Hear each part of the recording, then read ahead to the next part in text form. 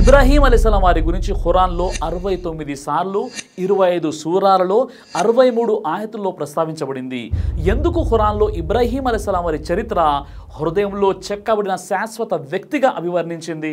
ఈ విషయం గురించి మీరు ఎప్పుడైనా ఆలోచించారా? అసలేంటి ఆయన చరిత్ర? ఇప్పుడు మనం ఖురాన్ మరియు హదీసు వెలుగులో ఆయన గురించి తెలుసుకునే ప్రయత్నం చేద్దాం. కాబట్టి ఈ వీడియో స్కిప్ చేయకుండా చివరి వరకు చూడండి. ఇబ్రాహీం అలైహిస్సలాం అల్లా యొక్క గొప్ప ప్రవక్త. అల్లా ఆయనను తన మిత్రునిగా చేసుకున్నాడు. దీని గురించి అల్లా ఇలా సెలవిచ్చాడు. సూరే అన్-నిసా 4:125. ఇబ్రాహీంను అల్లా తన మిత్రునిగా చేసుకున్నాడు. అల్లా ఆయనకు ఎంతటి మహోన్నత స్థానం కల్పించాడంటే, ఆయన తరువాత అవతరించిన అల్లా గ్రంథాలన్నీ ప్రవక్తలుగా ఉన్న ఆయన సంతతి మీదే అవతరించాయి. ఖురాన్లో అల్లా తన ఈ ప్రియ ప్రవక్తను గూర్చి 69 సార్లు ప్రస్తావించాడు. ఈయన వృత్తాంతాలను మాటి మాటికి వివరిస్తూ ఆయన ప్రశంసించాడు కూడా. అంతేకాదు ఖురాను గ్రంథంలో ఇబ్రాహీం అలైహిస్సలాం వారికి ఉన్నటువంటి పేర్లు మరియు బిరుదుల్ని చూసినట్లయితే అనేక సందర్భాల్లో అల్లాహ్ సుబ్హానహు వ తఆలా ఇబ్రాహీం అలైహిస్సలాం వారిని కృతజ్ఞత గలవాడు, ఎన్నుకోబడినవాడు, రుజుమార్గం వైపు నడిపించబడినవాడు, ఈ లోకంలో మంచిని ఇచ్చినవాడు మరియు పరలోకంలో సద్గుణవంతులలో ఒకడు, అల్లాకు విధేయుడైన వ్యక్తి, ఇమాం, ఖలీల్, హనీఫ్, సహనం, సున్నితమైన హృదయం, పశ్చాత్తాపం, అతిథి, సత్కార్యశీలుడు, ఉదారవాది, సత్యవంతుడు, ప్రవక్త నూహ్ అనుచరుడు, బలం మరియు దార్శనికత కలిగిన వాడు, ప్రత్యేకమైన గుణం కోసం ఎంపిక చేయబడినవాడు అని ఇలా అనేక బిరుదులు ఉన్నాయి. అల్లా ఇబ్రాహీం అలైహిస్సలాంను ఎన్నో విధాలుగా పరీక్షించాడు. ఆయన ప్రతి పరీక్షలోనూ నెగ్గారు. దీని గురించి ఖురాన్లో సూరే బఖరా 2:124లో అల్లా ఇలా అంటున్నాడు. ఇబ్రాహీంను అతని ప్రభు అనేక విషయాలలో పరీక్షించగా అతను అన్నింటిలోనూ నెగ్గుకు వచ్చాడు. అప్పుడు అల్లా అతన్ని ఉద్దేశించి, నేను నిన్ను ప్రజలకు నాయకునిగా చేస్తాను అన్నాడు. దానికి అతను, నా సంతానాన్ని కూడానా అని అడిగాడు. అప్పుడు అల్లా, దుర్మార్గులకు నా వాగ్దానం వర్తించదు అని సమాధానం ఇచ్చాడు. ఇంకా ఆయన గురించి ఖురాన్లోని సూరే ఆల్ ఇమ్రాన్ 3:67లో, ఇబ్రాహీం యూదుడు కాదు, క్రైస్తవుడు కాదు, ఆయన ఒకే దైవం వైపు అభిముఖుడైన ముస్లిం, అతను ముష్రికులలోని వాడు ఎంత మాత్రం కాదు అని ఉంది. ఈ విధంగా అల్లా ఇబ్రాహీం యొక్క విశ్వాసాన్ని తెలియజేశాడు. అసలు ఇబ్రాహీం ఎవరు? ఆయన చరిత్ర ఏంటి అంటే, బాబిలోనియా ప్రజలు, సెమిటిక్ జాతికి చెందిన ప్రజలు భోగభాగ్యాల జీవితం గడిపేవారు. విగ్రహాలను చెక్కి వాటిని పూజించేవారు. కనాన్ కుమారుడు నమ్రుద్ వారి పాలకుడు. అతడు పరమ స్వార్థపరుడు, నిరంకుశుడైన నియంత. ప్రజలను బెదిరించి భయపెట్టి తన చెప్పు చేతుల్లో ఉంచుకున్నాడు. తన పాలనలో ప్రజలు భోగభాగ్యాలతో జీవిస్తున్నారన్న విషయం నమ్రుద్కి బాగా తెలుసు. ప్రజలు విలాసవంతమైన జీవితం తప్ప మరేది పట్టించుకోరన్నది కూడా అతనికి తెలుసు. ప్రజలు ఆరాధిస్తున్న విగ్రహాల కన్నా తానే గొప్పవాడినని భావించేవాడు. ఎందుకంటే విగ్రహాలు కనీసం చూడలేవు, వినలేవు, ఆలోచించలేవు, అనుభూతి చెందలేవు, ఎవరికి రక్షణ కల్పించలేవు, ఎవరిని సంపన్నులుగా లేదా నిరుపేదలుగా మార్చలేవు. కానీ తాను ఎవరినైనా ఏమైనా చేయగల అధికారాలు కలిగిన వాడినని భావించేవాడు. ఈ ఆలోచన కలిగిన వెంటనే నమ్రుద్ తానే అసలైన దేవుడినని ప్రకటించుకున్నాడు. విలాసవంతమైన జీవితం గురించి తప్ప మరి దేని గురించి పట్టించుకొని ప్రజలు అతడు చెప్పినట్లు అతడే దేవుడని ఒప్పుకున్నారు. ఈ నేపథ్యంలో పద్దాన్ అరం అనే పట్టణంలో ఇబ్రాహీం అలైహిస్సలాం వారు జన్మించారు. అల్లా ఆయనకు ఎంతో వివేకాన్ని, విజ్ఞతను, వివేచనను ప్రసాదించాడు. ఆయనకు సత్య మార్గాన్ని చూపించాడు. ఇబ్రాహీం అలైహిస్సలాం ప్రజలకు నిజమైన దేవుణ్ణి ఆరాధించాలని బోధించడం ప్రారంభించారు. ఏకైక దేవుడైన అల్లాహ్నే ఆరాధించాలని, విగ్రహాలను ఆరాధించడంలో విజ్ఞత లేదని ప్రచారం చేయడం మొదలుపెట్టారు. ఇబ్రాహీం అలైహిస్సలాం అల్లా పట్ల దృఢమైన విశ్వాసం కలిగిన వారు. సృష్టికర్త అయిన అల్లా సర్వశక్తిమంతుడన్న బలమైన నమ్మకం కలిగిన వారు. తనకు అల్లా తరపున అందిన సందేశాన్ని హృదయపూర్వకంగా విశ్వసించేవారు. మనుషులందరూ మరణానంతరం ఒక రోజున మళ్ళీ బ్రతికించబడతారని, వారు తమ కర్మలకు జవాబు చెప్పుకోవాల్సి ఉంటుందని పూర్తి విశ్వాసం కలిగిన వారు. అయితే ఒకసారి ఇబ్రాహీం అలైహిస్సలాం మరణానంతరం మనిషి మళ్ళీ ఎలా బతుకుతాడో కల్లారా చూడాలన్న కుతూహలం ఉండేది. అందుకోసం ఆయన అల్లాతో వేడుకుంటూ మరణానంతరం మళ్ళీ లేపబడం అన్నది ఎలా జరుగుతుందో చూపించాలని ప్రార్థించారు. ఈ విషయాన్ని మనం ఖురాను గ్రంథంలోని సూరే బఖరా 2 260లో చూడవచ్చు. అయితే దానికోసం 4 పక్షులను పట్టుకొని వాటిని కోసి వాటి శరీర భాగాలను కలపమని అల్లా ఇబ్రాహీం అలైహిస్సలాంకు ఆదేశించాడు. అలా కలగలిపిన శరీర భాగాలను 4 వాటాలుగా చేసి వాటిని వేరువేరు కొండలపై పెట్టాలని నిర్దేశించాడు. తర్వాత ఆ పక్షులను అల్లా పేరుతో పిలవాలని చెప్పాడు. ఇబ్రాహీం అల్లా ఆదేశం ప్రకారం అలానే చేశారు. ఆయన పిలిచిన వెంటనే కలగలిసిన శరీర భాగాలు ఏ పక్షివి ఆ పక్షివిగా వేరుపడ్డాయి. పక్షులు బ్రతికి ఎగిరి వచ్చాయి. అలాంటి అద్భుతమైన మహిమ చూసిన వ్యక్తికి మనిషి మరణాంతరం మళ్ళీ లేపబడతాడన్న విషయంలో ఎలాంటి సందేహం ఉండే ఆస్కారమే లేదు కదా. అయితే అల్లా ఏది చేయడమైనా కష్టం కాదు. ఆయన ఏదైనా చేయదలిచితే అయిపో అంటాడు, అంతే, ఆ పని అయిపోతుంది. ఏకదైవోపాసనలో ఎంతో నికార్సైన దైవ ప్రవక్త హజరత్ ఇబ్రాహీం అలైహిస్సలాం కోరికపై ఆయన ఆత్మతృప్తి కోసం ఈ దృశ్యం చూపించబడింది. ఇంకా మనం ఖురాన్లోని సూరే మరియం సూర నంబర్ 19 ఆయత 42, 43, 44 చూస్తే అందులో అల్లా అంటున్నాడు, అతను తన తండ్రితో, ఓ నాన్న, వినలేని చూడలేని మీకు ఏ మాత్రం ఉపయోగపడలేని వాటిని ఎందుకు పూజిస్తారు? ఓ పితామహ, చూడండి, మీ వద్దకు రాని జ్ఞానం నా వద్దకు వచ్చింది కనుక మీరు నన్ను అనుసరించండి. నేను మీకు సరైన మార్గం వైపుకు దర్శకత్వం వహిస్తాను. ఓ తండ్రి, మీరు శైతాను దాస్యాన్ని విడనాడండి. నిశ్చయంగా శైతాన్ కరుణామయుడైన అల్లాహకు అవిధేయుడు అని ఇబ్రాహీం తన తండ్రితో అన్నట్లు అల్లాహ్ ఖురాన్లో ఈ విషయాన్ని చెప్పాడు. ఇబ్రాహీం తండ్రి పేరు ఆజర్. అతను విగ్రహారాధకుడు మాత్రమే కాదు, విగ్రహాలను చెక్కి మరీ అమ్మేవాడు. ఇబ్రాహీం ఒక మంచి వ్యక్తిగా తన తండ్రిని కాపాడే ఉద్దేశంతో విగ్రహాలు తయారు చేసే తన తండ్రికి మరియు ఇలాంటి పని చేసే వారికి పట్టే దుర్గతి ఎంత ఘోరంగా ఉంటుందో చెప్పడం తన బాధ్యతగా భావించాడు. ఆ విధంగా తన తండ్రిని అల్లా ఆగ్రహం నుంచి కాపాడాలనుకున్నాడు. కానీ ఈ విషయాన్ని తన తండ్రికి బాధ కలగకుండా చెప్పాలనుకున్నారు. ఆయన తండ్రి ఆరాధిస్తున్న విగ్రహాల విషయంలో ఎగతాళి చేయలేదు. తండ్రి పట్ల తనకున్న ప్రేమను తెలియజేసి ఆ విధంగా తండ్రిలో ప్రేమ అభిమానులు ప్రేరేపించి తన మాటలను తండ్రి శ్రద్ధగా వినేలా చేసుకున్నారు. ఆ తర్వాత నెమ్మదిగా నచ్చజెప్పారు. జీవం లేని విగ్రహాలను ఎందుకు పూజిస్తున్నారని ప్రశ్నించారు. వినలేని చూడలేని కాపాడలేని విగ్రహాలను పూజించడం ఎందుకని అడిగారు. తండ్రికి కోపం రాకముందే, నాన్న, మీకు తెలియని జ్ఞానం నా వద్దకు వచ్చింది, నన్ను అనుసరించడం చిన్నతనం అవుతుందని దయచేసి భావించవద్దు. మీ అనుభవం కానీ మీ వయసు కానీ నాకు లేవన్న సంగతి నాకు బాగా తెలుసు. కానీ శైతాన్ మానవాళికి శత్రు, మనిషిని దారి తప్పించి దుర్మార్గానికి పాల్పడేలా చేస్తాడు అన్నారు. కుమారుడు నిర్మోహమాటంగా నిక్కచ్చుగా చెబుతున్న ఈ మాటలు విని ఆ తండ్రి ఆశ్చర్యపోయాడు. కుమారుడితో మాట్లాడుతూ, నీవు నా దేవుళ్లను కాదంటున్నావా ఇబ్రాహీం? నువ్వు అలా చేస్తే నేను నిన్ను రాళ్లతో కొట్టిస్తాను. నా కోపం నీకు తెలుసు కదా. ఒక తండ్రి మాదిరి దయాగుణాన్ని నువ్వు నాలో చూడలేవు. ఇక నన్ను ఒంటరిగా వదిలే అన్నాడు. ఇబ్రాహీం అలైహిస్సలాం మౌనంగా ఊరుకున్నారు. అయితే తన తండ్రికి నచ్చజెప్పడం మానుకోలేదు. మీకు శాంతి కలుగుగాక, మీకోసం నా ప్రభుతో క్షమాభిక్ష అర్థిస్తాను. అల్లా అనంత కరుణామయుడు. మీకు మీరు ఆరాధిస్తున్న వాటికి నేను దూరంగా వెళ్ళక తప్పదు అన్నారు. తన తండ్రికి వీడుకోలు చెప్పి భారమైన మనసుతో ఇల్లు వదిలి వెళ్ళిపోయారు. ఇలా తండ్రి కఠినంగా నివారించిన ఇబ్రాహీం తన సత్య సందేశ ప్రచారాన్ని మానుకోలేదు. ప్రజలు ప్రాణం లేని విగ్రహాల ముందు సాష్టాంగపడడం చూసి ఆయన చాలా బాధపడేవారు. ఈ ఆచారాన్ని మానిపించాలని ఆయన తీర్మానించుకున్నారు. ఈ విషయంపై ప్రజలతో వాదించడానికి ఇబ్రాహీం సిద్ధపడ్డారు.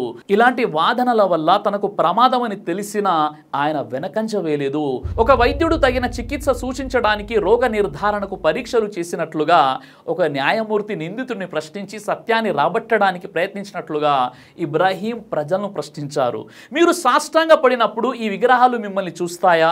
మీకు ఏ విధంగానైనా ఇవి ప్రయోజనం కలిగిస్తాయా అని ఇబ్రాహీం ప్రజలతో అనేవారు. ప్రజలు ఆయనకు జవాబిస్తూ, విగ్రహాలకు ప్రాణం లేదన్న వాస్తవం తమకు కూడా బాగా తెలుసు. కానీ తమ తాత ముత్తాతలు వాటిని పూజించారు కాబట్టి విగ్రహాల శక్తి సామర్థ్యాలకు ఇంతకన్నా రుజువు ఏం కావాలని అన్నారు. మీ తాత ముత్తాతలు తప్పు చేశారని ఇబ్రాహీం వారికి నచ్చజెప్పడానికి ప్రయత్నించారు. ఈ మాటలు విన్న ప్రజలు ఆగ్రహంతో మండిపడ్డారు. నువ్వు మా దేవుళ్లను, మా తాత ముత్తాతలను నిందిస్తున్నావా లేక పరిహాసానికి చెబుతున్నావా అని నిలదీశారు. ఇబ్రాహీం ఎలాంటి సంకోచం లేకుండా తాను పరిహాసం చేయడం లేదు, సత్యం చెబుతున్నానని, తాను ఒక సత్యమైన ధర్మం తీసుకొచ్చానని, అందరి ప్రభు అయిన అల్లా తనకు మార్గదర్శకత్వాన్ని ఇచ్చి పంపాడని, అల్లా ఒక్కడే ఏకైక దేవుడని, ఆయనే సృష్టికర్తని, భూ భూమి ఆకాశాలను సృష్టించింది ఆయనని, ఆయనే జీవన వ్యవహారాలన్నిటిని నడుపుతున్నాడని, కేవలం కలపరాళ్లతో చేసిన ఈ విగ్రహాలు కాదని నిర్మోహమాటంగా చెప్పారు.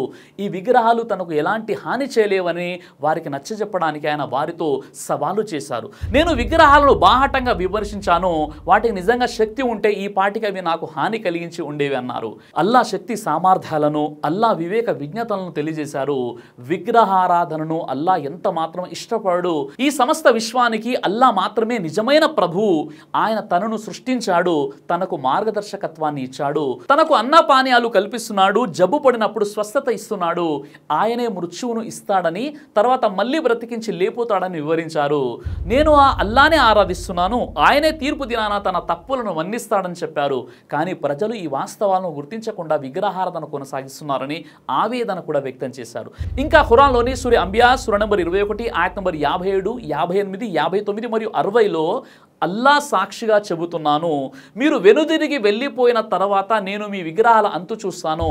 ఆ తర్వాత అతను వాటన్నింటినీ ముక్కలు ముక్కలుగా పగలగొట్టాడు, అయితే పెద్ద విగ్రహాన్ని మాత్రం విడిచిపెట్టాడు. వారంతా దాని వైపు మరలటానికే అలా చేశాడు. మా దేవుళ్లకు ఈ దుర్గతిని పట్టించిందెవరు? వాడెవడో నిజంగా పెద్ద దుర్మార్గుడే అని వారు అనసాగారు. ఒక యువకుడు మా విగ్రహాలను గురించి చెడుగా ప్రస్తావించడం మేము విన్నాము, అతను ఇబ్రాహీంగా పిలువబడతాడని కొందరు చెప్పారు. ఆ ప్రజలు ఉంటున్న పట్టణానికి బయట ఒక ఉత్సవం జరుపుకునే సాంప్రదాయం వారికి ఉండేది. అయితే ఆ ఉత్సవానికి వెళ్లే ముందు విగ్రహాలకు ప్రసాదాలు పెట్టి వాటి ఆశీర్వాదం తీసుకుని వెళ్ళేవారు. ఉత్సవం నుంచి తిరిగి వచ్చిన తర్వాత ఆ ప్రసాదాన్ని పంచుకు తినేవారు. ఇబ్రాహీం మాత్రం వారితో పాటు ఉత్సవానికి రానన్నారు, పట్టణంలోనే ఉండిపోయారు. పూర్తి పట్టణంలోని ప్రజలందరూ ఊరి బయటకు ఉత్సవంలో పాల్గొనడానికి వెళ్లారు. పూజారులు కూడా వెళ్ళిపోయారు. ఆ తర్వాత ఇబ్రాహీం విగ్రహాలున్న ఆలయంలోకి ప్రవేశించారు. చాలా విగ్రహాల పాదాల వద్ద ఆహార పదార్థాలు ఉన్నాయి. ఇబ్రాహీం విగ్రహాలను భోంచేయడం లేదేమని వ్యంగ్యంగా అడిగారు. కోపంగా ఆ విగ్రహాలన్నింటినీ విరగొట్టారు. ఒక దాని తర్వాత ఒకటిగా విగ్రహాలన్నీ ముక్కలు చేసి ఒక పెద్ద విగ్రహాన్ని మాత్రం వదిలివేశారు.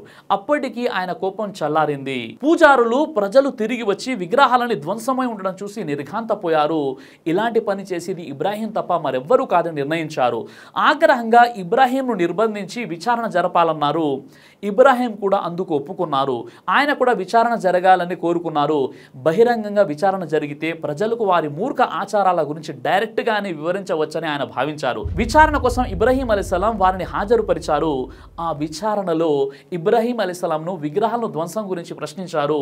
విగ్రహాలను విరగొట్టింది నీవేనా అని అడిగారు. ఇబ్రాహీం నవ్వుతూ విరక్కుండా ఉన్న ఆ పెద్ద విగ్రహాన్ని అడిగితే చెబుతుంది కదా అన్నారు. అసలు ఆ పెద్ద విగ్రహమే మిగిలిన విగ్రహాలను విరగొట్టి ఉంటుంది అని కూడా చెప్పారు. ఈ మాటలు విన్న వాళ్ళు కోపంతో విగ్రహాలు మాట్లాడవని నీకు తెలియదా అన్నారు. ఈ జవాబు కోసమే ఎదురు చూస్తున్నాను ఇబ్రాహీం అన్నారు. ప్రాణం లేని వాటిని పూజించడం ఎంత నిష్ప్రయోజనకరమో వారికి వివరించారు. తమ విశ్వాసాలలోని హేతురాహిత్యాన్ని వాళ్ళు కూడా గుర్తించారు. కానీ వారి అహంకారం సత్యం అంగీకరించకుండా అడ్డుపడింది. తమ బలాన్ని ప్రదర్శించడం తప్ప వారు మరో జవాబు ఇవ్వలేకపోయారు. వారు ఇబ్రాహీం అలైహిస్సలాంను సంఖ్యలతో బంధించి ప్రతీకారం తీర్చుకునే పథకం వేశారు. ఈ విషయాలను మీరు ఖురాన్లోని సూర అల్ అంబియా సూర 21 ఆయత్ నంబర్ 52 నుండి 68 మరియు ఖురాన్లోని అష్-షుఅరా సూర నంబర్ 26 ఆయత్ నంబర్ 69 నుండి 102 ఆయతుల్లో మరియు అలాగే సూర అన్కబూత్ సూర నంబర్ 29 ఆయత్ నంబర్ 16, 17 మరియు 34లో చూడవచ్చు. ఈ విధంగా వారి గుండెల్లో కోపం బుసలు కొట్టసాగింది. ఇబ్రాహీం అలైహిస్సలాంను ఒక మహా అగ్నిగుండంలో విసిరివేయాలని నిర్ణయించారు. తమ దేవుళ్లకు జరిగిన అవమానానికి ప్రతీకారం తీర్చుకునేందుకు ప్రజలందరూ కట్టెలు సమీకరించాలని ఆదేశించడం జరిగింది. అజ్ఞానంతో కొందరు వ్యాధిగ్రస్తులైన మహిళలు తమ వ్యాధి తగ్గిపోతే తాము సాధ్యమైనంత ఎక్కువ కలప ఇబ్రాహీం దహనానికి ఇస్తామని మొక్కుకున్నారు కూడా. అనేక రోజుల పాటు వారు కట్టెలు కలప సేకరించారు. ఆ తర్వాత వాళ్ళు మహా అగ్నిగుండాన్ని వెలిగించారు. ఆ మహా అగ్నిగుండం భగభగా మండసాగింది. ఆ మంటల నుండి వచ్చిన భీకర ధ్వని చాలా దూరం వరకు వినిపించసాగింది. అందులో నిప్పులు ఎర్రగా మండసాగాయి. వాళ్ళు ఇబ్రాహీంను తాళ్లతో కట్టేశారు. ఆయన్ను అగ్నిగుండంలోకి విసిరివేశారు. నల్లని దట్టమైన పొగ ఆ ప్రాంతాన్ని ఆవరించుకుంది. అల్లా అగ్నికి ఆజ్ఞాపించాడు, ఓ అగ్ని, నువ్వు ఇబ్రాహీం కొరకు చల్లగాను సురక్షితంగాను మారిపో అని మేము ఆదేశించాము. ఖురాన్లోని సూర అంబియా నంబర్ 21 ఆయత్ నంబర్ 69లో అల్లా ఆజ్ఞ ప్రకారం ఆ అగ్నిగుండం చల్లారిన తర్వాత పొగ తగ్గిన తర్వాత వాళ్ళు అందులో చూసి దిగ్భ్రాంతి చెందారు. అందులో నుంచి ఒక వ్యక్తి ఒంటరిగా బయటకు వస్తున్నాడు.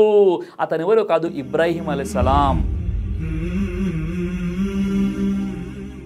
ఈ విధంగా ఇబ్రాహీమును విశ్వప్రభు అయిన అల్లా కాపాడాడు. భగభగలాడే అగ్నికీలలు ఇబ్రహీముకు పూలమాలలా స్వాగతమిచ్చాయి. ఆయనకు కట్టి ఉన్న తాళ్లను మాత్రమే అవి దహించాయి. వారు ఆ ఏక దైవారాధకుని అగ్నికి ఆహుతి చేసే దుస్సాహసాన్ని ఒడిగట్టారు. అయితే తన ప్రియతముని కోసం చల్లారిపోమని అల్లా అగ్నికి ఆదేశించాడు. ఆయనకు రక్షణ కల్పించమని కూడా ఆజ్ఞాపించాడు. చల్లారిపో అని అనటంతో పాటు రక్షణ కల్పించు అని కూడా చెప్పడం గమనార్హం. రక్షణ కల్పించు అని చెప్పకుండా ఉంటే ఆ అగ్ని పూర్తిగా చల్లబడి మంచుగడ్డలా అయిపోయి ఉండేదని, అదే గనక జరిగితే హజరత్ ఇబ్రాహీం తట్టుకోలేకపోయేవారని కూడా పండితులు వ్యాఖ్యానించారు. మొత్తానికి ఇది ఒక గొప్ప అద్భుతం. దహించి వేసే అగ్నిగుండాన్ని అల్లా తన ప్రియతమ దాసుని కోసం పూలవనంగా మార్చివేసేశాడు. ఈ విధంగా కరుణామయుడైన అల్లా కర్కశుల బారి నుండి తన ప్రవక్తను కాపాడాడు. ఈ మహత్యాన్ని చూసి నిరంకుశ పాలకుడు నమ్రూద్ సిగ్గుపడ్డాడు. కానీ వారి మనస్సులో ఉన్న ఆగ్రహ జ్వాలలను ఇది చల్లార్చలేకపోయింది. అయితే ఈ మహత్యాన్ని చూసిన తర్వాత చాలా మంది ఇబ్రాహీం సందేశాన్ని విశ్వసించారు. కొందరు తమ విశ్వాసాన్ని రహస్యంగా ఉంచారు. నిరంకుశుడైన పాలకుడు తమను హతమార్చవచ్చని లేదా తమకు హాని కలిగించవచ్చని భయపడ్డారు. ఇబ్రాహీం నిరపాయంగా అగ్నిగుండం నుంచి బయటపడిన వార్త నిరంకుశ పాలకుడైన నమ్రూద్ విన్నాడు. కోపంతో మండిపడ్డాడు. తన్ను తాను దేవుడిగా ప్రకటించుకున్న నమ్రూద్ తన దైవత్వానికి ప్రమాదం వచ్చిందని భయపడ్డాడు. అది కూడా ఒక సాధారణ మానవుడైన ఇబ్రాహీం వల్ల ఆ ప్రమాదం ముంచుకు వస్తుందని ఆందోళన చెందాడు. నమ్రూద్ ఇబ్రాహీంను తన రాజభవనానికి పిలిచి తీవ్రంగా హెచ్చరించాడు. నువ్వు నా ప్రజల్లో అలజడిని సృష్టిస్తున్నావు, నన్ను మించిన దేవుడు ఎవడు లేడన్నాడు. అప్పుడు ఇబ్రాహీం జవాబిస్తూ, జీవన్ మరణాలు ప్రసాదించేవాడే నా ప్రభు, ఆయనే ఈ సమస్త విశ్వానికి సృష్టికర్త అన్నాడు. ఈ మాటలు విన్న నమ్రూద్ తన గొప్పదనాన్ని చూపించుకోవడానికి, నేను కూడా జీవితాన్ని ప్రసాదిస్తాను, నేను తలిచిన వారిని ప్రాణాలతో వదిలేస్తాను, నేను తలిచిన వారిని చంపించగలను, కాబట్టి నీ ప్రభు చేసే పని ప్రత్యేకమైనదేం కాదు అన్నాడు. ఇబ్రాహీం నవ్వుతూ తలాడించారు. నా ప్రభు సూర్యుడిని తూర్పు నుంచి ఉదయించేలా చేస్తున్నాడు, పడమట అస్తమించేలా చేస్తున్నాడు, నువ్వు దేవుడివైతే ఈ క్రమాన్ని మార్చి చూపించు అన్నారు. ఈ మాటలు విన్న నమ్రూద్ నోరెల్లబెట్టాడు. అతడి మూర్ఖపు వాదన తేట తెల్లమైపోయింది. అందరి ముందు సిగ్గుపడే పరిస్థితి ఏర్పడింది. కానీ ఇబ్రాహీంను బహిరంగంగా చంపించడానికి భయపడ్డాడు. చాలా మంది దీనివల్ల తనకు వ్యతిరేకులైపోతారని, తనకు శత్రువులైపోతారని భయపడ్డాడు. అందువల్ల ప్రజల్లోకి తన మనుష్యులను పంపించి ఇబ్రాహీంను అనుసరిస్తే వారికి తీవ్రమైనటువంటి పరిణామాలు తప్పవని, మరణశిక్ష విధించడం కూడా జరుగుతుందని బెదిరింపులను జారీ చేయించాడు. ఆ పట్టణంలో తన సందేశాన్ని స్వీకరించేవారు ఇంకెవరూ లేని పరిస్థితిని గమనించిన ఇబ్రాహీం అక్కడి నుంచి తరలిపోయారు. ఈ విషయాల ప్రస్తావన మీరు ఖురాన్లోని సూర అల్ బఖరా నంబర్ 2 ఆయత 258లో చూడవచ్చు. ఆ తర్వాత ఇబ్రాహీం అలైహిస్సలాం అక్కడి నుంచి హర్రాన్ అనే ప్రదేశానికి వచ్చారు. ఈ ప్రదేశం ఫలస్తీనాకు దగ్గరగా ఉంది. అక్కడే ఆయన స్థిరపడ్డారు. అక్కడి ప్రజలు తెలివిగల వారని విన్నారు. ప్రకృతిలోని వింతలను పరిశీలించడం వారికి చాలా ఇష్టమని కూడా గ్రహించారు. తన సందేశాన్ని స్వీకరించేవారు ఇక్కడ లభిస్తారని ఆశించారు. అయితే అక్కడి ప్రజలు ఖగోళాలను పూజించడం ఆయన చూశారు. కానీ ఆ ప్రజలు ఆలోచించే, పరిశీలించే అలవాటు కలిగిన ప్రజలు కాబట్టి హేతుబద్ధమైన వాదనతో వారిని మార్చవచ్చని ఆయన భావించారు. ఒక రాత్రి నక్షత్రాలు మిలమిలలాడుతున్నప్పుడు ఆయన వాటిని చూపించి అదే నా ప్రభు అని బిగ్గరగా పలికారు. కానీ ఆ నక్షత్రాలు కనుమరుగైపోయిన తర్వాత అరే నా ప్రభు ఎక్కడికి వెళ్ళాడు అని బిగ్గరగా పలికారు. ఇది విన్న ప్రజలు నక్షత్రాలను అస్తమించాయని అన్నారు. ఆ మాటలు విన్న ఇబ్రాహీం ఇలా కనుమరుగయ్యేవాడు నా దేవుడు కాదన్నారు.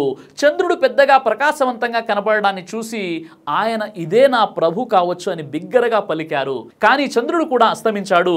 ఇది చూసిన ఇబ్రాహీం నా ప్రభు నాకు మార్గదర్శకత్వాన్ని ఇచ్చి ఉండనట్లయితే నేను కూడా దారి తప్పేవాడిని అన్నారు. ఉదయం సూర్యుడు ఉదయించాడు.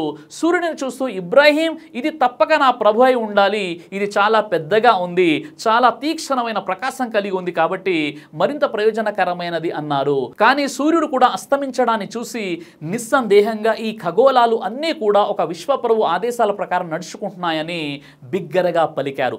ఈ విధమైన హేతుబద్ధమైన మాటలు ప్రజల మనోమస్తిష్కాలపై పనిచేస్తాయని, వారు సత్యాన్ని గ్రహిస్తారని ఆయన ఆశించారు. కానీ ఆయన ఎంత ప్రయత్నించినా వాళ్ళు ఒకే దేవుడు అన్న విశ్వాసానికి రాలేదు. వారు అల్లా శిక్షకు భయపడలేదు. వారి వైఖరి వారిని నరకానికి తీసుకుపోతుందని ఇబ్రాహీం వారిని హెచ్చరించారు. ఈ విషయాన్ని మీరు ఖురాన్లోని సూరే అల్ అన్ఆమ్ సూర నెంబర్ 6 ఆయత 74 నుండి 83లో పరిశీలించవచ్చు. ఈ విధంగా పాలస్తీనాలో కరువు ఏర్పడింది. దాంతో ఇబ్బందులు ఏర్పడడంతో ఇబ్రాహీం అలైహిస్సలాం తన భార్య సారాను తీసుకొని ఈజిప్టుకు వలస వెళ్లారు. అక్కడ ఆయనకు మరో పరీక్ష ఎదురైంది. సారా చాలా అందమైన అందమైన స్త్రీ, ఆమె అద్భుత సౌందర్య రాశి అన్న విషయాన్ని రాజు దగ్గర పనిచేసేవారు రాజుకు తెలియజేశారు. అలాంటి సౌందర్య రాశి తన భవనంలో ఉంటే తన ప్రతిష్ట చాలా పెరుగుతుందని భావించిన రాజు ఇబ్రాహీంను పిలిపించి ఆయనకు సారాతో ఉన్న బాంధవ్యాన్ని ఏమిటని ప్రశ్నించాడు. ఆమెకు తానే భర్తనని చెబితే రాజు తనను హతమార్చే ప్రమాదాన్ని పసిగట్టిన ఇబ్రాహీం ఆమె తన సోదరిని చెప్పారు. రాజు ఇబ్రాహీంతో ఆమెకు పెళ్ళైందని ప్రశ్నించినప్పుడు ఆయన మౌనం వహించారు. రాజభటులు సారాను రాజు దగ్గరికి తీసుకువెళ్లారు. ఆమెకు ఖరీదైన దుస్తులు ఆభరణాలతో అలంకరణలు చేశారు. కానీ రాజప్రసాదంలోని ఆడంబరాలు సుఖభోగాలు ఆమెకు సంతోష పెట్టలేదు. ఆమె హృదయం విదారకరంగా రోధించసాగింది. అన్నపానీయాలు మానేసింది. రాజు ఆమెను ఓదార్చాలని ప్రయత్నించాడు, కానీ ఫలితం దక్కలేదు. రాజు ఆమె సమీపానికి వచ్చినప్పుడల్లా ఒక విచిత్రమైన అనుభూతి అతన్ని క్రమ్ముకునేది. ఒక విధమైన భయం ఆవరించేది. ఆమెను కనీసం తాకలేకపోయేవాడు. చివరికి రాజుకు కలలో ఆమె వివాహిత అని తెలిసింది. మరుసటి రోజు ఉత్తమమైన ఆ రాజు సారాను స్వేచ్ఛగా విడిచిపెట్టడమే కాదు, తన వద్ద ఉన్న సేవకురాలు హాజిరాను ఆమెకు కానుకగా ఇచ్చాడు. ఒక కొత్త దేశంలో ఒంటరి వాడైన ఇబ్రాహీం గారి గౌరవ మర్యాదలను ఆ విధంగా అల్లా కాపాడాడు. ఇలా ఇబ్రాహీం అలైహిస్సలాం ఈజిప్ట్లో చాలా కాలం ఉన్నారు. అక్కడ ఆయన చాలా కష్టపడి పనిచేయడం వల్ల సంపన్నుడయ్యారు. అయితే జీవితంలో విజయాలు సాధించిన వ్యక్తికి ఇతరుల ఈర్ష్య అసూయలను కూడా ఎదుర్కోవాల్సి వస్తుంది. తన పట్ల ప్రజల్లో ఒక విధమైన అసూయ ఉందని గుర్తించిన ఇబ్రాహీం అలైహిస్సలాం తన భార్య సారాను, సేవకురాలు హాజిరాను తీసుకొని అక్కడి నుంచి ఫలస్తీనాకు వచ్చారు. ఫలస్తీన్లో ఇబ్రాహీం అలైహిస్సలాం సందేశాన్ని కొందరు విశ్వసించారు, సత్య సందేశాన్ని స్వీకరించారు. అయితే సారాకు సంతానం కలగలేదు. ఆమెకు వయసు పైబడింది. పిల్లలు కలిగే వయసు దాటిపోయింది. తన భర్తకు ఒక పిల్లవాడిని ఇవ్వలేకపోయానని ఆమె బాధపడేవారు. అందువల్ల తమ సేవకురాలు హాజిరాను పెళ్లి చేసుకోవాల్సిందిగా ఆమె భర్తను కోరారు. ఇబ్రాహీం ఆమె ఈ సలహా ప్రకారం హాజిరాను వివాహం చేసుకున్నారు. హాజిరాకు ఒక కుమారుడు ఇస్మాయిల్ అలైహిస్సలాం జన్మించారు. ఇబ్రాహీం చాలా సంతోషించారు. ఆయన ఇస్మాయిల్ అలైహిస్సలాంను అమితంగా ఇష్టపడేవారు. దీనికి సంబంధించి అల్లాహ్ ఖురాన్లోని ఇలా అంటున్నాడు.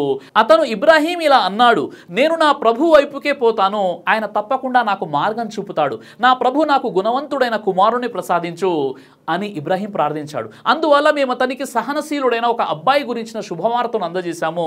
సూర సఫా సూర 37 మరియు 107. ఈ కుమారుని గురించి అల్లా ఇబ్రాహీం అలైహిస్సలాంకు పెట్టిన మొదటి పరీక్ష ఏంటంటే, మొదట్లో సారా కూడా ఇబ్రాహీంతో సంతోషంలో పాలు పంచుకున్నారు. కానీ తర్వాత తన భర్త కొత్తగా జన్మించిన శిశువు పట్ల, శిశువు తల్లి అయిన హాజిరా పట్ల అధిక శ్రద్ధ చూపించడం ఆమెలో ఈర్ష అసూయలకు కారణమైంది. ఆమెలో అసూయ ఉసలు కొట్టింది. వాళ్ళిద్దరిని ఎక్కడైనా దూరంగా విడిచి రావాల్సిందిగా ఆమె భర్తను కోరారు. సారా కోరినట్లు చేయవలసిందిగా అల్లా ఇబ్రాహీం అలైహిస్సలాంకు సూచించాడు. ఆయన ఎక్కడికి వెళ్ళాలో అల్లా స్వయంగా మార్గం చూపిస్తానన్నాడు. అనేక రోజులు ప్రయాణించిన తర్వాత, భయంకరమైన ఎడారిని దాటిన తర్వాత ఒక నిర్మానుష్యమైన ప్రదేశం వద్ద వారు విడిది చేశారు. అక్కడ చెట్టు చేమ మచ్చకు కూడా లేవు. నీటి ఒట్టు కూడా దొరకని నిర్జనమైన ప్రదేశం అది. ఆ ప్రదేశంలోనే ఇబ్రాహీం తన భార్య పిల్లలను వదిలి వెళ్ళాలని అల్లా ఆజ్ఞాపించాడు. ఇబ్రాహీం తన భార్యను కొన్ని ఎండు ఫలాలు, కొంత నీరు, ఒక గుడారం, మరికొన్ని వస్తువులు ఇచ్చి బరువైన మనస్సుతో విచారంగా అక్కడి నుంచి తిరిగి వెళ్ళడానికి తన ఒంటెను ఎక్కారు. హాజిరా ఒంటెను పట్టుకుని, ఇబ్రాహీం, మమ్మల్ని ఈ నిర్జన ప్రదేశంలో ఎందుకు వదిలేస్తున్నారు? మీకు నా పట్ల ఎలాంటి అభిమానం లేకపోయినా కనీసం మీ కన్నబిడ్డ గురించి ఆలోచించండి. మీ కుమారుడు ఇక్కడ ఆకలి దప్పులతో ప్రాణం వదిలేయవచ్చు, ఇక్కడ క్రూర మృగాలు మాపై దాడి చేయవచ్చు అని వేడుకున్నారు. ఇబ్రాహీం ఎడారిని చూస్తూ సహనం వహించాలని ఆమెతో చెప్పారు. తాను తన ఇష్ట ప్రకారం వ్యవహరించడం లేదని, కేవలం అల్లా ఆదేశాలను అమలు చేస్తున్నానని జవాబిచ్చారు. ఆయన జవాబు ఆమెకు ఊరట కలిగించింది. కన్నీళ్లు తుడుచుకుంటూ, ఇది అల్లా అభిష్టమైతే ఆయన మమ్మల్ని ఒంటరిగా వదిలిపెట్టడని అంది ఆమె. తన కుటుంబాన్ని వదిలి ఒక్కో అడుగు దూరంగా వెళుతున్న కొద్దీ ఇబ్రాహీంకు దుఃఖం ఇంకా పెరిగింది. ముసలి వయసులో తమకు అల్లా ప్రసాదించిన ఏకైక కుమారుడిని ఇక్కడ వదిలి వెళుతున్న ఆలోచన కూడా భరించరానిదిగా ఉంది ఆయనకు. అయితే విశ్వప్రభు పట్ల దృఢమైన తన నిబద్ధతను నిరూపించుకునే పరీక్షలో ఇదొకటని ఆయన గుర్తించారు. ఆయన అల్లాను ప్రార్థిస్తూ, ఓ ప్రభు, నీ పవిత్రమైన గృహానికి దగ్గరగా నిర్జన ప్రదేశంలో నేను నా కుటుంబీకులను వదిలి వచ్చాను. వారు అక్కడ దైవ ఆరాధన స్థాపించాలని భావిస్తున్నాను. వారి పట్ల సానుభూతి, ఆధార అభిమానాలను ప్రజల్లో కలిగించు, వారికి కావాల్సిన సదుపాయాలు ప్రసాదించని వేడుకున్నారు. కొన్ని రోజులు గడిచిన తర్వాత వారి వద్ద ఉన్న ఆహారం, నీరు కూడా అయిపోయాయి. పసిబిడ్డతో సహా ఆమె ఆకలి దప్పులతో అలమటించసాగారు. బిడ్డకు పాలు పట్టడానికి ఆమె రొమ్ముల్లో పాలు కూడా రావడం లేదు. పసిబిడ్డ పసిబిడ్డ ఆకలితో దయనీయంగా ఏడుస్తున్నాడు. హాజిరా కన్నీరు మున్నీరైంది. బిడ్డను అక్కడే నేల మీద వదిలి నీటి కోసం ఆహారం కోసం తిరిగింది. పిల్లవాడి పరిస్థితి చూసి ఆమె చలించిపోయారు. చుట్టూ చూస్తుంది. సఫా కొండ ఆమెకు దగ్గరగా కనిపించింది. దీనితో ఆమె దాని పైకెక్కి తర్వాత లోయలోకి దిగారు. తద్వారా జనసంచారం ఏదైనా కనబడుతుందేమో అని అటు ఇటు చూసింది, కానీ ఆమెకు ఎవరూ కనిపించలేదు. ఆమె సఫా కొండ నుండి దిగి లోయలోకి వచ్చేశారు. తన వస్త్రాన్ని కాస్త పైకి లేపి కష్టాల్లో ఉన్న వ్యక్తిలాగా పరుగెత్తుకుంటూ లోయలో దాటి మర్వా కొండపైకి వచ్చేశారు. తదుపరి దానిపై నిలబడి జనసంచారం ఏమైనా కనపడుతుందేమో అని అటు ఇటు చూశారు, కానీ ఆమెకు అక్కడ కూడా ఎవరూ కనిపించలేదు. ఈ స్థితిలోనే ఆమె సఫా మర్వాల మధ్య 7 సార్లు ప్రదక్షిణ చేశారు. ప్రవక్త సల్లల్లాహు అలైహి వసల్లం ఇలా సెలవిచ్చారు, అప్పటి నుంచే ప్రజలు సఫా మర్వాల తవాఫ్ ప్రదక్షిణ ప్రారంభించారని. హజ్ యాత్ర సందర్భంగా సఫా మర్వా కొండల మధ్య 7 సార్లు పరిగెత్తుతూ చేసే ఈ సంఘటన జ్ఞాపకార్థమే జరుగుతోంది. ఆమె నిరాశగా పసిబిడ్డ వద్దకు వచ్చారు. బిడ్డ పరిస్థితి దయానీయంగా ఉంది. ఓ ప్రభువు కరుణించు అంటూ మొరపెట్టుకున్నారు. బిడ్డ పరిస్థితి క్షణక్షణానికి దిగజారుతుంది. ఊపిరి మందగిస్తుంది. శ్వాస కష్టమవుతుంది. బాధాతప్త హృదయంతో తన ఏకైక సంతానం కుసప్రాణంతో పెనుగులాడడాన్ని ఆమె నిస్సహాయంగా చూడసాగారు. ఎండిపోయిన బిడ్డ గొంతు నుంచి ఎలాంటి ధ్వని రావడం లేదు. కేవలం కాళ్ళు కొట్టుకుంటున్న శబ్దం మాత్రమే వినిపిస్తుంది. ఆమె 7వసారి పరిగెత్తుతూ మర్వాపైకి ఎక్కినప్పుడు ఒక శబ్దాన్ని విన్నారు. ఆమె తన మనసులో నిశ్శబ్దంగా ఉండి ముందు ఆ మాటలు వినాలనుకుని మనసును అటువైపు కేంద్రీకరించారు.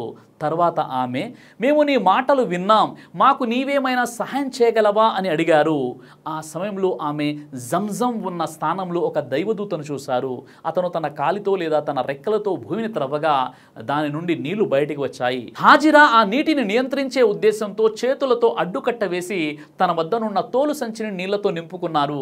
ఆమె చేతుల్లో నీళ్లు నింపి బయటకు తీయగానే నీళ్లు మరింత వేగంగా భూమి నుండి బయటకు వచ్చేవి. ప్రవక్త ముహమ్మద్ సల్లల్లాహు అలైహి వసల్లం ఇలా సెలవిచ్చారు, అల్లా ఇస్మాయిల్ తల్లిపై కరుణించుగాక.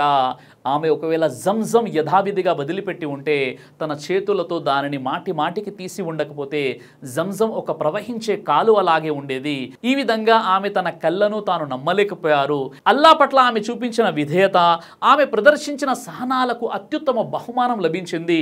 ఎండిపోయిన నేల నుంచి స్వచ్ఛమైన జలధార ఉబికి వచ్చేలా చేశాడు. అల్లా తనకు నమ్మకస్తుడైన స్నేహితుడు ఇబ్రాహీం అలైహిస్సలాం కుటుంబం కష్టాల నుండి బయటపడే దారి చూపించాడు.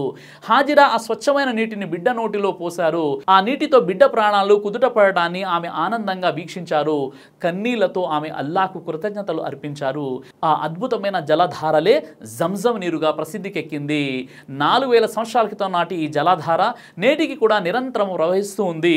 లక్షలాది హజ్ యాత్రికులకు అత్యంత ఆరోగ్యప్రదమైనటువంటి నీటిని అందిస్తుంది. ఒకప్పుడు నిర్జనమైన ఆ ప్రదేశంలో జీవం తొనికిసలాడేలా చేసింది. ఆ విధంగా ఈ జంజం జలమే దూర ప్రాంతాలకు చెందిన పక్షులు ఆ నీటిని చూసి దాహం తీర్చుకోవడానికి అక్కడ వాలడం ప్రారంభించాయి. యమన్ నుంచి వస్తున్న ఒక అరబ్బు తెగ జురూం దూరం నుంచి పక్షులు గుంపులుగా ప్రదేశం వైపునకు వెళ్ళడానికి గమనించారు. విచారించడానికి కొందరిని అక్కడికి పంపించారు. అక్కడికి వెళ్ళి వచ్చిన వారు అక్కడ నీటి వనరు ఉందని తెలిపారు. ఆ అరబ్బు తెగ ఆ ప్రదేశానికి వచ్చింది. ఆ నిర్జన ప్రదేశంలో మనుషుల్ని చూసి హాజిరా చాలా సంతోషించారు. తనకు తన కుమారునికి అల్లా పరిరక్షణ లభించిందనడానికి సూచనగా వారు వచ్చారు అని ఆమె భావించారు. ఆ ప్రజల హృదయాల్లో వారి పట్ల సానుభూతి అల్లా జనింపజేశాడు. ఆ ప్రదేశం వైపునకు వారు వచ్చేలా చేశాడు. ఆ విధంగా ఇబ్రాహీం చేసిన ప్రార్థనను అల్లా ఆమోదించాడు. ఆ ప్రదేశంలో జంజం నీటి ఊట బయటపడినందువల్ల యమన్ నుంచి అక్కడికి వచ్చిన జుర్రీం తెగ అక్కడ విడిది చేయడానికి, ఆ నీటిని వాడుకోవడానికి హాజిరా అనుమతి కోరారు. హాజిరా సంతోషంగా వారిని స్వాగతించారు. వారిని అతిథులుగా గౌరవించారు. వారిలోని కొందరు తమ కుటుంబాలను అక్కడకు పిలిపించుకున్నారు. ఆ విధంగా చాలా మంది ఆ ప్రదేశం మక్కానే తమ శాశ్వత నివాసంగా మార్చుకున్నారు. మరోవైపు నిర్మానుష్య ప్రదేశంలో తాను వదిలి వచ్చిన తన భార్య బిడ్డల గురించి ఇబ్రాహీం అలైహిస్సలాం ఎప్పుడు కూడా చింతిస్తూ ఉండేవారు. అప్పుడప్పుడు ఆయన అక్కడికి వెళ్లి వారిని చూసి వచ్చేవారు. ఆ విధంగా తాను కోరిన విధంగా తన కుమారుడు పెద్దవాడవ్వడాన్ని చూసి సంతృప్తి చెందేవారు. తన కుటుంబాన్ని ఆదుకున్న విశ్వప్రభువుకు కృతజ్ఞతలు అర్పించేవారు.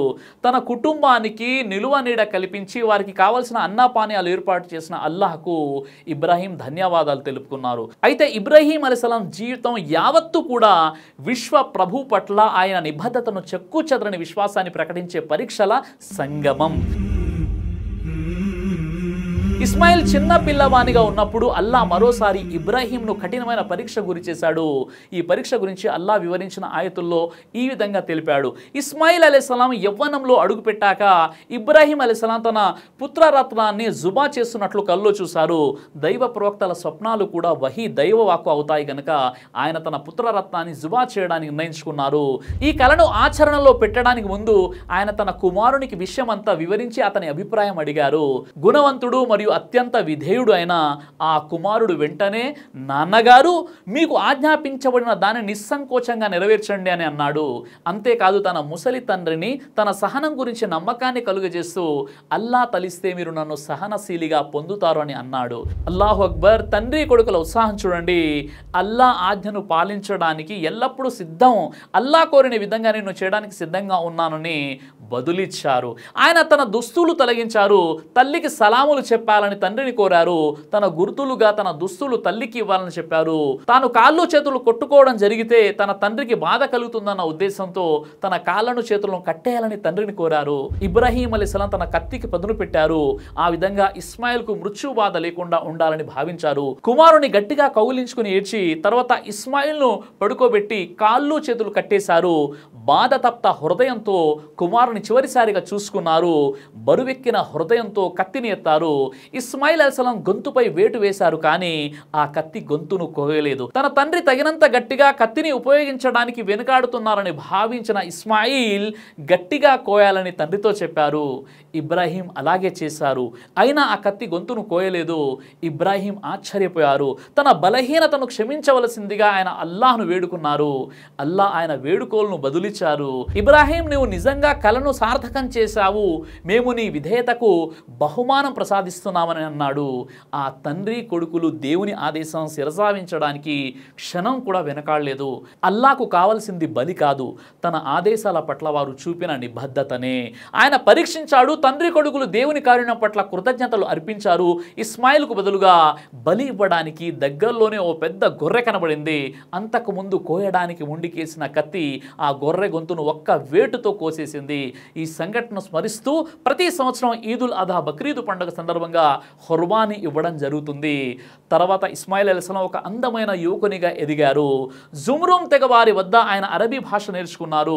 ఈ తెగకు చెందిన అమ్మాయిని వివాహం ఆడారు. ఆయన చాలా ఆనందంగా జీవితాన్ని గడపసాగారు. ఆ తర్వాత ఆయన తల్లి హాజిరా మరణించారు. ఇస్మాయిల్ అలైహిస్సలాంను కంటికి రెప్పలా సాకిన హాజిరా మరణించిన సంఘటన ఆయన విపరీతంగా కలిచివేసింది. ఇబ్రాహీం అప్పుడప్పుడు వచ్చి కుమారుని చూసి వెళ్ళేవారు. ఆ ఎడారిలో ఆయన కుమారుని చూడడానికి అనేక రోజులు ప్రయాణం చేసి రావాల్సి వచ్చేది. ఒకసారి ఆయన వచ్చినప్పుడు ఇస్మాయిల్ అలైహిస్సలాం ఇంట లేరు. ఆయన భార్య ఇంట ఉండడంతో ఆమెతో ఇబ్రాహీం అలైహిస్సలాం మాట్లాడారు. ఆమె భర్త ఆరోగ్యం ఎలా ఉందని అడిగారు. అయితే ఆమె ఆయన చెప్పే విషయాలు ఏవి వినకుండానే తన భర్త గురించి ఫిర్యాదులు ప్రారంభించింది. తమ బీద స్థితిని గురించి చెప్పుకొచ్చింది. వచ్చింది ఎవరిని కూడా ఆమె అడగలేదు. కనీసం మంచినీరను అందించలేదు. అసహనం నిండిన స్త్రీని ఇబ్రాహీం అలైహిస్సలాం ఆమెలో చూశారు. అల్లా అనుగ్రహాలను గుర్తించే శక్తి లేని స్త్రీని చూశారు. ఆయన కనీసం తన ఒంటె నుంచి క్రిందికి కూడా దిగలేదు. ఆయన ఆమెతో, నీ భర్తను అడిగానని చెప్పు, ఇంటి గడపను మార్చడం మర్చిపోవద్దని నీ భర్తకు చెప్పు అని వెళ్ళిపోయారు. ఇస్మాయిల్ అలైహిస్సలాం ఇంటికి వచ్చిన తర్వాత ఆమె జరిగిందంతా కూడా ఆయన చెప్పింది. వచ్చిన వ్యక్తి ఎలా ఉన్నారని ఇస్మాయిల్ అలైహిస్సలాం ప్రశ్నించారు. ఆమె ఆ వ్యక్తిని వివరించింది. ఆ వచ్చింది తన తండ్రి అని ఆయన చెప్పారు. అలాగే ఆయన చెప్పిన మాటలకు అర్థాలన్నీ కూడా వివరిస్తూ, సరిగా లేని ద్వారబంధం ఇంటికి తగినది కాదని, దానివల్ల మనిషికి ఎదురు దెబ్బలు తగలడమే కాదు గాయాలు కూడా అవుతాయని, అదేవిధంగా ఆమె తనకు తగిన భార్య కాదని కూడా అన్నారు. కొంతకాలం తర్వాత ఇబ్రాహీం అలైహిస్సలాం తన కుమారుని చూడడానికి మళ్ళీ వచ్చారు. అప్పుడు కూడా ఆయన కుమారుడు ఇంట లేరు. అయితే ఇంట మరో స్త్రీ ఉంది. ఆమె ఇస్మాయిల్ మళ్ళీ పెళ్లాడినటువంటి స్త్రీ. ఆమె ఆయనకు నీరందించింది, భోజనం వడ్డించింది. ఆయన ఒంటె దిగి ఆమెకు తన భర్త గురించి అడిగారు. తన భర్త వేటకు వెళ్లారని ఆమె బదులిచ్చింది. ఆ కాలంలో ఎడారి జీవితం చాలా కష్టంగా ఉండేది. ఆహారం కోసం వేటాడడానికి చాలా దూరం వెళ్ళవలసినటువంటి పరిస్థితులు ఉండేవి. ఆమె తన భర్త గురించి చెబుతూ ఆయన చాలా కష్టపడి తనను పోషిస్తున్నారని ప్రశంసలతో ముంచెత్తేసింది. అల్లాహ్కు కృతజ్ఞతలు అర్పిస్తూ మాట్లాడింది. ఇబ్రాహీం చాలా సంతోషించారు. ఇస్మాయిల్కు తగిన భార్య లభించిందని ఆనందించారు. తాను ఎవరో ఆమెకు చెప్పలేదు. తాను ఒక స్నేహితుడని అని మాత్రమే చెప్పారు. ఆమె ఎలాంటి కోడలో తెలుసుకోవాలని ఆయన భావించారు. ఆమె గురించి తన అభిప్రాయాన్ని నర్భగర్భంగా ఒక సందేశ రూపంలో అందించి ఆమెను ఆశ్చర్యపరచాలని భావించారు. అక్కడి నుంచి బయలుదేరుతూ ఆయన ఆమె చూపిన అతిథి మర్యాదలకు కృతజ్ఞతలు చెప్పారు. మీ భర్త వచ్చిన తర్వాత నా సలాములు చెప్పండి, ఇప్పుడు ద్వారబంధం చక్కగా కుదిరిందని చెప్పండి అని వెళ్ళిపోయారు. ఇస్మాయిల్ అలైహిస్సలాం ఇంటికి తిరిగి వచ్చిన తర్వాత ఆమె జరిగింది వివరించారు. వచ్చిన అతిథి ఎలా ఉన్నారని ఇస్మాయిల్ అలైహిస్సలాం ప్రశ్నించారు. ఆమె వివరించిన తర్వాత ఇస్మాయిల్ నవ్వుతూ వచ్చినది ఎవరో కాదు నా తండ్రి అని, ఆయన నిన్ను నాకు తగిన భార్యగా అభివర్ణించారని, నీతో కలిసి ఉండాలని, నిన్ను కాపాడాలని కోరాలని వివరించారు. ఆ విధంగా ఇస్మాయిల్ అలైహిస్సలాం జీవితాంతం కూడా ఆమెతో కలిసి ఉన్నారు. ఆమె ద్వారా ఆయనకు సన్మార్గులైన సంతానం కలిగారు. తర్వాత ఇబ్రాహీం తన కుమారుని చూసి చాలా కాలం అయింది, ఈసారి ఆయన ఒక అతి ముఖ్యమైన పని చేయవలసి వచ్చింది. ప్రపంచంలో మొట్టమొదటి ఆరాధన ఆలయాన్ని నిర్మించవలసిందిగా అల్లా ఆయన్ను ఆజ్ఞాపించాడు. మక్కా లోయలో ఈ ఆరాధన ఆలయం ప్రాచీన కాలంలో ఉండేది. ఇబ్రాహీం మక్కా లోయకు వచ్చారు. అక్కడ జంజం బావి వద్ద తన కుమారుడు ఇస్మాయిల్ బాణాలకు పదును పెడుతుండడాన్ని చూశారు. తండ్రిని చూసి ఆయన అత్యంత సంతోషించారు. ఆ విధంగా తండ్రి కొడుకులు ఆనందంతో కౌగిలించుకున్నారు. అల్లా తనకు కాబా గృహాన్ని నిర్మించమని ఆదేశించడాన్ని ఇబ్రాహీం అలైహిస్సలాం కుమారునికి తెలియజేశారు. ఇస్మాయిల్ ఎల్లప్పుడూ తన ప్రభు ఆదేశాలను అమలు చేయడానికి సిద్ధంగా ఉండేవారు. ఇద్దరు కలిసి కాబా గృహం పునాదులు తీశారు. ఈ పని చేస్తున్నప్పుడు వారి నోట, ఓ ప్రభు, మా ఇద్దరిని ముస్లింలుగా చేయి, మా సంతానంలో ముస్లిం జాతిని ఉద్భవింపజేయి, మా ప్రయత్నాల ఫలితాలను మాకు చూపించు, మా పశ్చాత్తాపాన్ని స్వీకరించు, నీవే పశ్చాత్తాపాన్ని స్వీకరించేవాడివి, అత్యంత కరుణామయుడివి. ఇస్మాయిల్ అలైహిస్సలాం రాళ్లను మోసుకొని వస్తుంటే ఇబ్రాహీం వాటిని అమర్చసాగారు. కొంతకాలానికి నిర్మాణం రూపురేఖలు దిద్దుకుంది. తమకు సహాయంగా ఎవరిని వారు తీసుకోలేదు. గోడలు చాలా ఎత్తుకు లేచాయి. ఇప్పుడు రాళ్ళు పేల్చడానికి ఇబ్రాహీం ఏదైనా ఎత్తు వేసుకోవాల్సినటువంటి అవసరం ఏర్పడింది. ఆయన ఇస్మాయిల్తో ఏదైనా మంచి రాయి తాను నిలబడడానికి చూడమని చెప్పారు. ఇస్మాయిల్ ఒక పెద్ద రాయిని అక్కడికి దొర్లించారు. ఆ విధంగా కాబా గృహం నిర్మించబడింది. మక్కాలో కాబా గృహం నిర్మించబడినప్పటి నుంచి ప్రపంచవ్యాప్త ముస్లింలకు, దైవ విధేయులకు పవిత్రమైన గృహంగా కొనసాగుతుంది. విశ్వ ప్రభు అయిన అల్లా పట్ల తమ కృతజ్ఞతలను ముస్లింలు ఇక్కడికి వచ్చి తెలియజేస్తుంటారు. సూర ఇబ్రాహీం సూర 14:37 మరియు 38 కొన్ని ఆధారాల ప్రకారంగా ప్రవక్త ఇబ్రాహీం అలైహిస్సలాం క్రీస్తుపూర్వం 2000 నుండి 1950 ప్రవక్త షుఐబ్ కాలం వరకు ఉన్నారు. ఈ విధంగా ఇబ్రాహీం అలైహిస్సలాం వారు దైవం తరపు నుండి అనేక పరీక్షలు ఎదుర్కొని ఒక అచంచలమైనటువంటి విశ్వాసిగా, ఒక మహాప్రవక్తగా తన విశ్వాసాన్ని ఏమాత్రం చెక్కు చెదరకుండా అన్ని పరీక్షలు నెగ్గారు. కాబట్టి ఆయన త్యాగాలను స్మరించుకుంటూ బక్రీద్ పండుగ కూడా జరుపుకోవడం జరుగుతుంది.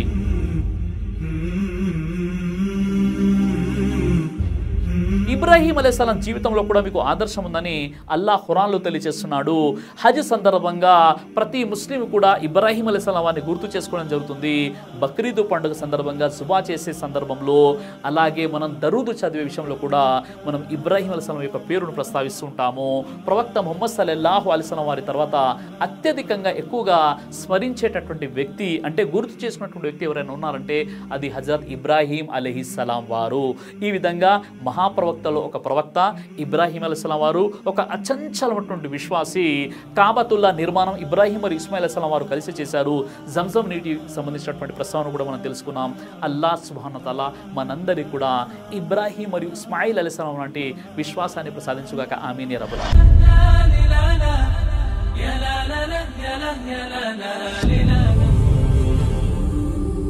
బ్రదర్ సిరాజ్ అని యూట్యూబ్ ఛానల్ని మీరు సబ్స్క్రైబ్ చేసినట్లయితే ఇన్షాల్లా దైవచిత్తం అయితే మీకు వీడియోస్ వస్తుంటాయి. అదేవిధంగా బ్రదర్ సిరాజ్ అనేటటువంటి ఫేస్బుక్ని కూడా లైక్ చేయడం వల్ల మీకు వీడియోస్ వస్తుంటాయి.